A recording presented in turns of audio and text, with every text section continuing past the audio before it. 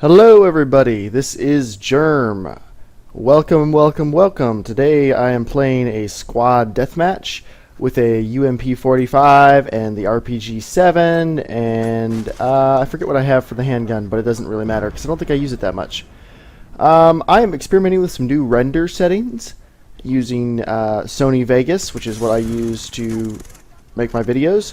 So let me know what you think. It should look a little bit smoother, a little bit cleaner, just a little bit better all around. So if this stands out, if you think this looks really awesome, let me know. If enough people like it, maybe I will make a video showing my render settings. Now I don't mean like you have to like the video. I mean if enough people like how it looks, just let me know and I'll see what I can do. Maybe I can make a video showing you how I render my stuff. So, I am playing on Cold Pass. Is that the name of this place? I think that's the name of this one, is Cold Pass, which is one of my favorite Squad Deathmatch maps.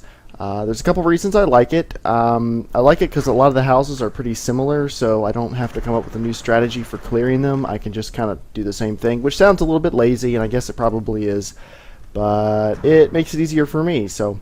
I like this little camping spot at the top of the stairs too. It's good to reload and you can see anyone coming up to make trouble, and there's a very low chance anyone's going to shoot you before you see them, so I really like that.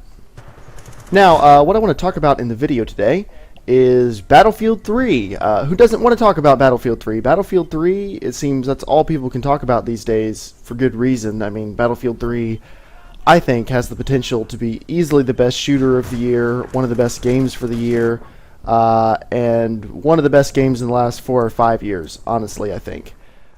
And because of this, I'm really excited about the beta. Again, who isn't excited about the beta? I really don't need to sit here and tell you, hey, I'm really excited to play the beta of one of the best games, or potentially one of the best games to come out in years. Everyone's excited, I understand that. But as a YouTube commentator, I'm excited for a couple different reasons. I'm really excited to get to play the game. I mean, I didn't get into the alpha, so all I've seen is videos of other people playing it on YouTube. And the other reason I'm really excited is for that very same reason. All I've seen of Battlefield 3 so far is what other people have posted on YouTube and a little bit that they've shown, but mostly what everyone's posted on YouTube. And I've watched pretty much every single video I could find. I've watched for hours watching videos of Battlefield 3. So I want to provide that to you guys, to my loyal subscribers, to anyone who happens to see this video. I want to show you as much Battlefield 3 as humanly possible. Oh, looks like I have the 1911. Okay, now I remember. I want to provide as much Battlefield 3 content as I possibly can over the course of the beta, so that people who haven't made a decision yet can see more about the game. So people who have already made a decision and are really excited, I can just show them more about them. That was a... I'm sorry, I don't mean to interrupt myself, but that was like a really crummy RPG shot there. I thought that hit about 5 feet away from... You'd think that would be a kill, but no matter. So what I want to do for Battlefield 3 is record live commentaries. Now, usually I do everything post-commentary. I've done very few live commentaries so far. The reason I like post-commentaries is if I make a mistake, or I change my mind about something I want to talk about, or... even if someone like Skype calls me and the audio messes up when I'm recording, I can just re-record the vocals later. It's not a big deal. And live commentary is a little more stressful, and it requires a little more concentration. Not saying I can't do it, but it's not something I'm really used to. But I'm going to try to do that for Battlefield 3 because it takes me a lot longer to do a post-commentary than it does the few times I've done a live commentary.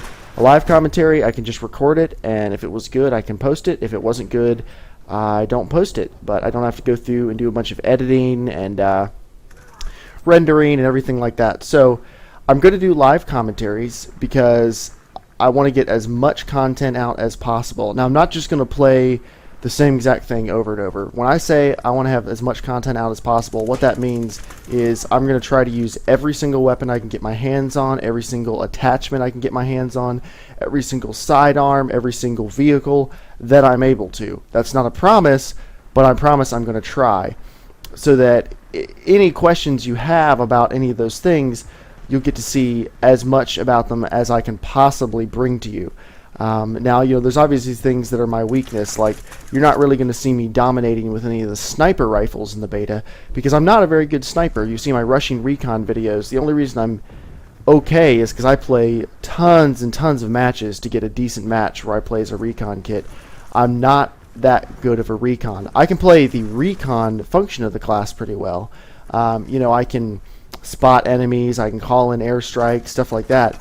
I'm not that great at the other aspects of being a recon, the whole shooting people. I'm not really great at the shooting people. So I'm not going to be really great at that in the beta, most likely, unless the balance of the guns is a lot different than it is in Bad Company 2, which would be a pleasant surprise. I mean, that'd be really cool if they changed it up a lot. But I will definitely be playing as, I guess, the Assault class, especially now that the Assault class can also serve as a medic.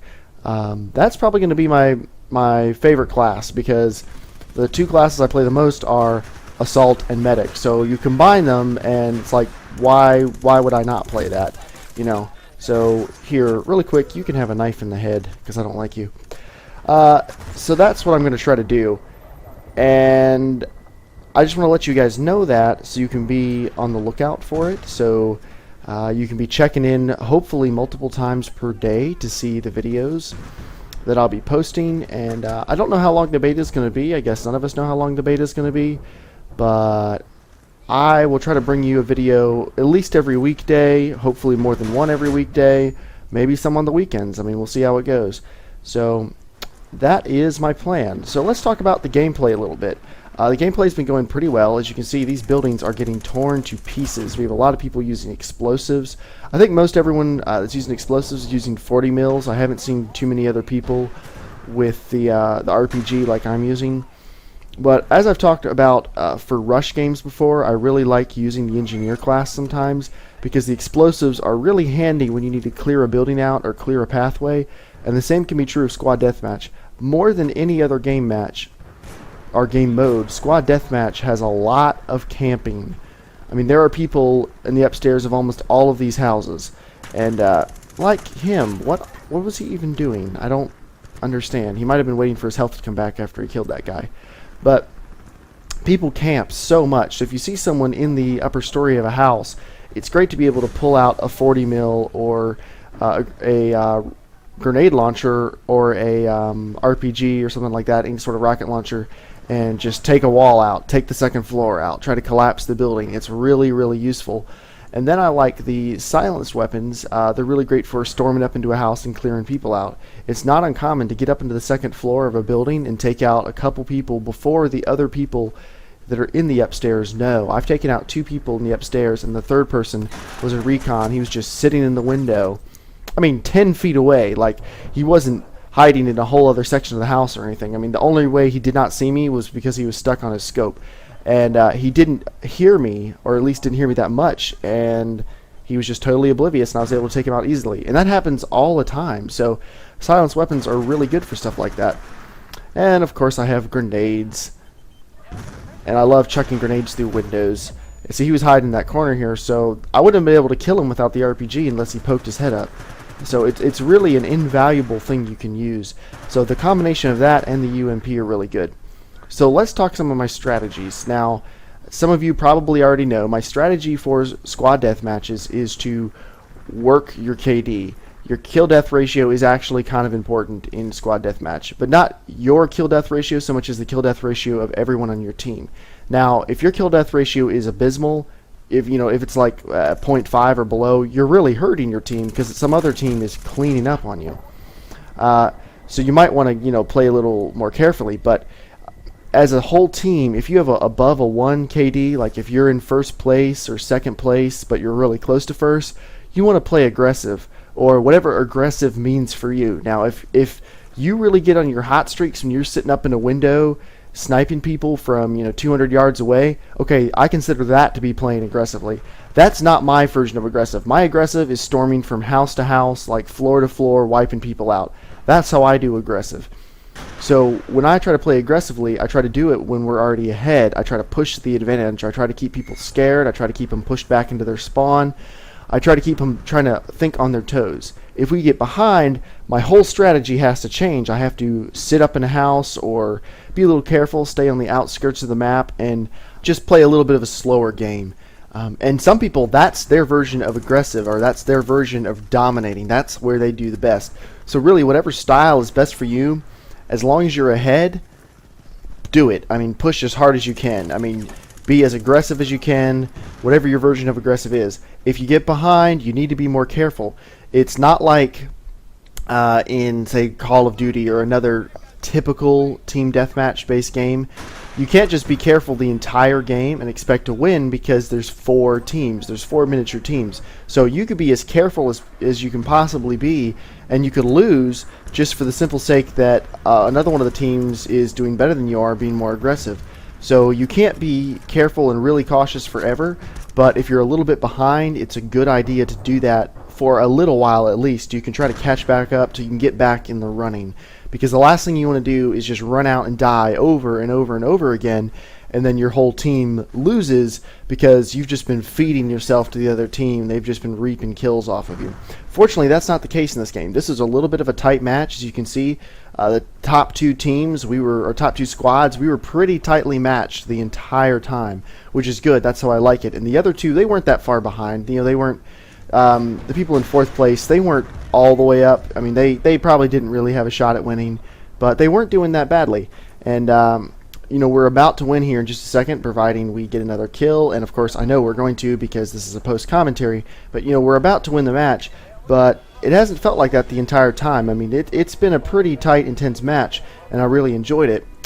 And when we loaded the scoreboard after the match, I got a very nice, pleasant surprise. I got the ace pin. I actually didn't feel like I did amazingly the entire match. It was a pretty good match for me, but I didn't feel like I did incredible. The thing is, no one else really did either. So anyway, guys, thanks for watching. Have a great day.